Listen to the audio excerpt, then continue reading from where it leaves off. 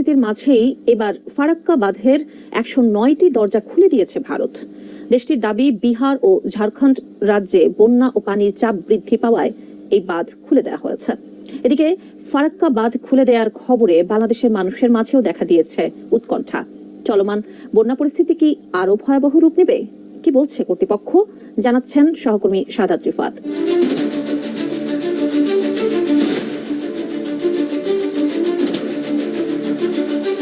ভারতের উজান থেকে নেমে আসা পানি ও টানা বৃষ্টির কারণে স্মরণকালের সবচেয়ে ভয়াবহ বন্যা দেখছে বাংলাদেশ। ঘর ছাড়া হয়েছে 12টি জেলার কয়েক লাখ মানুষ। এর মধ্যে আরো একটি দুঃসংবাদ পেল বাংলাদেশ। এবার ফারাক্কা বাঁধের ১০৯টি দরজা খুলে দিয়েছে ভারত। সোমবার বিকেলে এই বাঁধ খোলা হয়েছে বলে খবর পাওয়া গেছে। জানা যায়, প্রাথমিক পর্যায়ে 11 লাখ কিউসেক পানি ছাড়া হয়েছে। কর্তৃপক্ষের দাবি, পানি না ছাড়লে বাঁধের মারাত্মক ক্ষতি হতো। এ কারণে বাধ্য হয়েই বাঁধের মুখ খুলে দিয়েছে তারা। এদিকে ফারাক্কা বাঁধ খুলে দেওয়ার খবরে বাংলাদেশের মানুষের মাঝেও আতঙ্ক দেখা দিয়েছে। ভারতের এত বিশাল বাঁধ খুলে দেওয়ার পর দেশের চলমান বন্যা পরিস্থিতি কি আরো ভয়াবহ রূপ নিবে? এ নিয়ে কি বলছে কর্তৃপক্ষ? জানা যায়, ফারাক্কা বাঁধের ১০৯টি দরজা খুলে দেওয়ার ফলে একদিনে বাংলাদেশে 11 লাখ কিউসেক পানি প্রবেশ করবে, যার কারণে ভারতের পশ্চিমবঙ্গ প্রদেশের মুর্শিদাবাদ সহ বাংলাদেশের বিস্তীর্ণ অঞ্চলে বন্যা দেখা দিতে পারে। এছাড়া রাজশাহী, চাঁপাইনবাবগঞ্জ, পাবনা, সিরাজগঞ্জ, কুষ্টিয়া, রাজবাড়ী ও মানিকগঞ্জ সহ আশপাশের জেলাগুলো প্লাবিত হতে পারে বলে জানিয়েছেন নদ নদী বিষয়ক গবেষণা প্রতিষ্ঠান রিভারাইন পিপলের পরিচালক এম আনোয়ার হোসেন। রিভারাইন পিপলের পরিচালক এম আনোয়ার হোসেন আরো বলেন, ফারাক্কা বাঁধের গেট খুলে দেওয়ার খবরটি বাংলাদেশের জন্য বিপজ্জনক, তাই সবাইকে সতর্ক থাকার আহ্বানও জানান তিনি। ফারাক্কা বাঁধ কর্তৃপক্ষ জানায়, তাদের দুই রাজ্যে বন্যার জেরে বাঁধে পানির চাপ পড়েছে। তবে স্বস্তির বিষয়, এখনো নেপাল থেকে পাহাড়ি ঢল নামেনি। ফারাক্কা বাঁধ এলাকায় পানি বিপদসীমার ৭৭.৩৪ মিটার উপর দিয়ে বইতে থাকায় বাধ্য হয়ে গেট খুলতে হয়েছে। সেক্ষেত্রে ফিডার ক্যানেলেও পানির পরিমাণ বাড়ানো হয়েছে। ফারাক্কা বাঁধের জেনারেল ম্যানেজার আরদেশ পান্ডে জানিয়েছেন, ফারাক্কা ব্যারাজ কর্তৃপক্ষ সবসময় সতর্ক রয়েছে। প্রতি মুহূর্তে নজর রাখা হচ্ছে। খুব কম সময়ের মধ্যে যেভাবে পানির চাপ তৈরি হয়েছে, তাতে ১০৯ গেটের সবকটি খুলে না দিলে ব্যারাজের উপর বড় চাপ তৈরি হচ্ছিল। এর ফলে বড় ক্ষতি হয়ে যেতে পারত। আপাতত ফিডার ক্যানেলে ৪০,০০০ কিউসেক ও ডাউন স্ট্রিমে 11 লাখ কিউসেক পানি ছাড়া হয়েছে। অন্যদিকে বাংলাদেশ দুর্যোগ ব্যবস্থাপনা ও ত্রাণ মন্ত্রণালয়ের বন্যা পরিস্থিতির সর্বশেষ প্রতিবেদনে বলা হয়েছে, সৃষ্ট আকস্মিক বন্যায় দেশের দক্ষিণ পূর্বাঞ্চলীয় 11 জেলায় মৃতের সংখ্যা বেড়ে দাঁড়িয়েছে 23 জনে। এসব জেলায় ক্ষতিগ্রস্ত হয়েছেন ৫৭ লাখেরও বেশি মানুষ।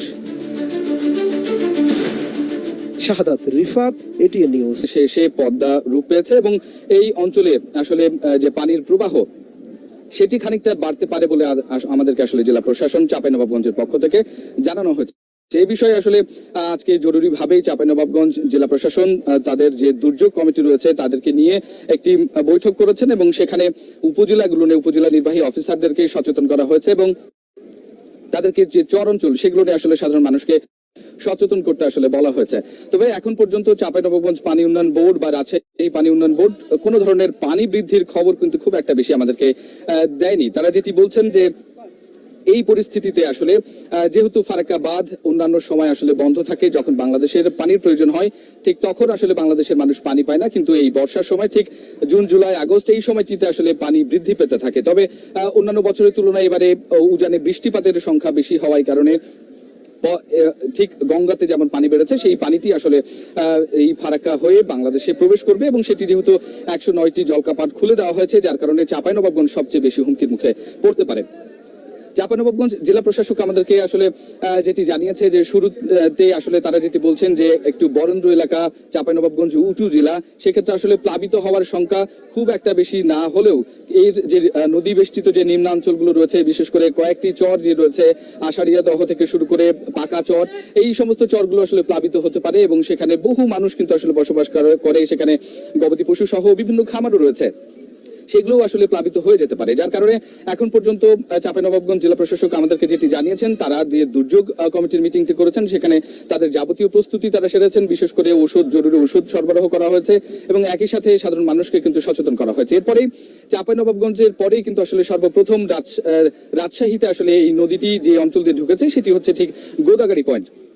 এই গোদাগাড়ি উপজেলা থেকে শুরু করে একে বেঁকে কিন্তু কখনো ভারতের মধ্যে আসলে এই পদ্মা ঢুকেছে, কখনো বা রাজশাহীতে প্রবেশ করেছে। তো সেক্ষেত্রে রাজশাহী পানি উন্নয়ন বোর্ড আসলে যেটি বলে যে এই অঞ্চলের বিপদ সীমা সেটি হচ্ছে 18.05 মিটার, এবং এখন পর্যন্ত পানি প্রবাহের যে হার সেটি আসলে যেটি পাওয়া গেছে আজকের সোমবার ঠিক সন্ধ্যা 6টা পর্যন্ত আসলে যে রেকর্ডটি করা হয়েছে সেটি হচ্ছে 16.21 মিটার পর্যন্ত আসলে পানি প্রবাহ রেকর্ড করা হয়েছে। এবং এখন পর্যন্ত এই পানির প্রবাহ কিন্তু কতখানি বাড়বে সেটি কিন্তু পানি উন্নয়ন বোর্ড যেটি বলছে, যে হারে আসলে পানি বৃদ্ধি পাচ্ছে সেদিক থেকে আমরা যেটি আসলে লক্ষ্য করছি যে এইটি কিন্তু আসলে প্রতিনিয়ত আসলে বাড়তে পারে, এবং আগামী 3 দিন পর্যন্ত পানির যে প্রবাহ সেটি ধীরে ধীরে বাড়বে এবং বিপদসীমার নিচে থাকবে বলে পানি উন্নয়ন বোর্ড আমাদেরকে জানিয়েছেন। তবে এই পানি প্রবাহ যদি চলতে থাকে তাহলে আসলে আশপাশের যে সমস্ত এলাকাগুলো রয়েছে সেগুলো আসলে খানিকটা আসলে বাড়তে পারে, এবং যে বন্যার সংখ্যা সেটিও কিন্তু আসলে থাকছে বলে এখানকার পানি উন্নয়ন বোর্ড আমাদেরকে জানিয়েছে।